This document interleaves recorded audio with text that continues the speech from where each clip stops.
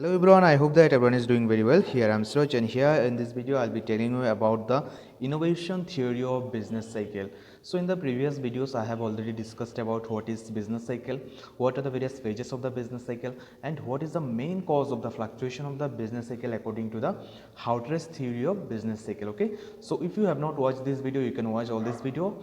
I will share the link at the description box. So in this video I will tell you what is the main cause of the fluctuation of the business cycle according to the innovation theory of business cycle, or we can also say the Schumpeter's theory of innovations. So if we see the business cycle, we can see that there is a fluctuation, the upward and downward movement of the cycle. It is nothing but the fluctuation of the economic activities in a particular economy. But the question is why there is a fluctuation, why the cycle is upward and downward. Okay, so according to the innovation theory of business cycle, or we can say the Schumpeter theory of innovation, the main cause, main reason of the fluctuation of the business cycle is innovations. Okay, innovation is nothing but to invent something new, or to introduce a new product, or to introduce a new technology, new methods of productions. Okay, so according to this theory, innovation is basically divided into 5 categories. These are new goods introduced. Okay, so introduction of the new goods, if the new features are being added in the goods, this can also be innovations. If a new product is introducing or producing, it can also be innovations.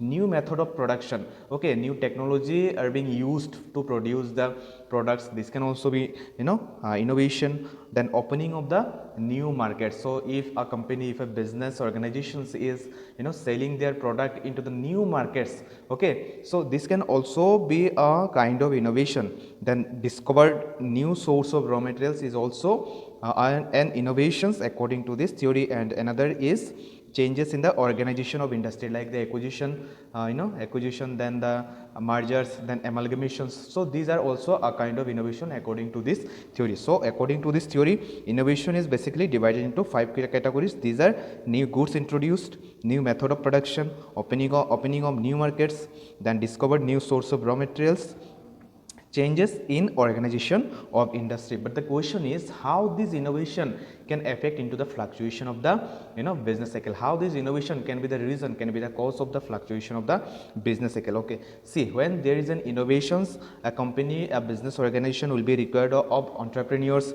Okay, they will be required, there will be required of the capital. Okay, so they are producing a new product, so entrepreneur will be required, capital will be required. Okay, so if the organization, if the business needs fund, they can take loan from the bank. Okay, there will be a requirement of the entrepreneur, there will be a requirement of the labor, employees. Okay, so if a company is producing new product, they will be required of labor, land, there will be a requirement of the land also. Then capital, entrepreneur, they will have to pay wages, wage to the labor, they will have to pay salary to the entrepreneur, they will have to pay rent for the land, and they will have to pay interest to the bank if they take loan from the bank. So if there is an innovation, okay, if a company is producing a new product, or if a company is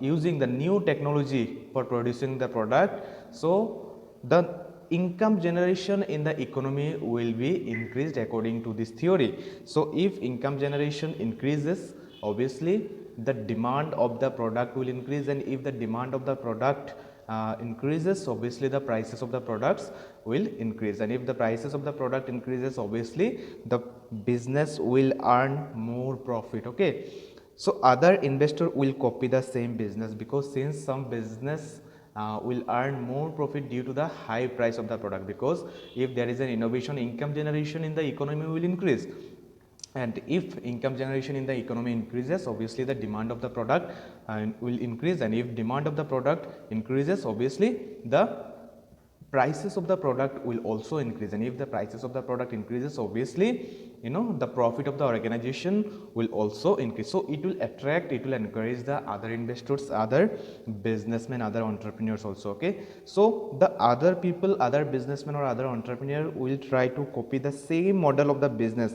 So they will also, since there is a profit in the business, so they will try to copy the same model of the business, right? So they will come forward, they will also produce the same model of the business. When they produce the same model of the product, same, when they start the same model of the business, obviously the raw materials, demand of the raw materials, demand of the laborers, demand of the entrepreneur will increase. So it will increase the cost of the production, okay. And at the other side, when due to the high demand of the product, prices of the product will increase, and when the prices of the product will be very high, obviously it will affect into the demand of the products, okay. So demand of the product will reduce. So all these things will will be on the expansion stage. When the economy will touch the highest saturation point, at the highest saturation point, at the peak stage, the employment generation will be there, right? Because here at the expansion stage we can see that the the business organization will invest more, because due to the innovations, then employment generation will be there, income generation will be there,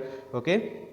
Demand of the product will increase, then prices of the product will increase, company will earn more profit, okay. So from the expansion stage, our economy will touch into the highest saturation point. This is the highest level of the economic growth, and at the highest saturation point, at the highest saturation stage, the other investor will come forward, because since there is a profit in the business, other investor will follow the will copy the same model of the business. They will also start producing the same product, okay.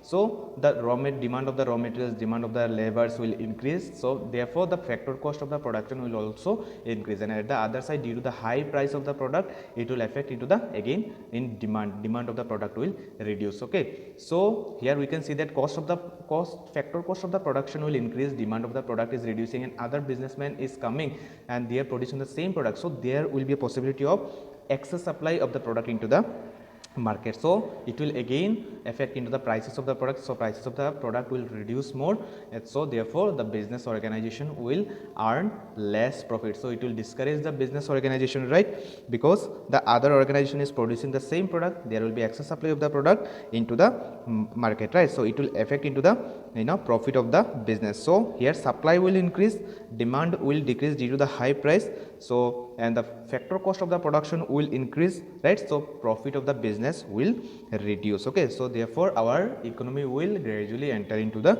recession period, okay. Here the recession period, our unemployment generation will increase, because there will be less investment, okay, and the supply will increase, right?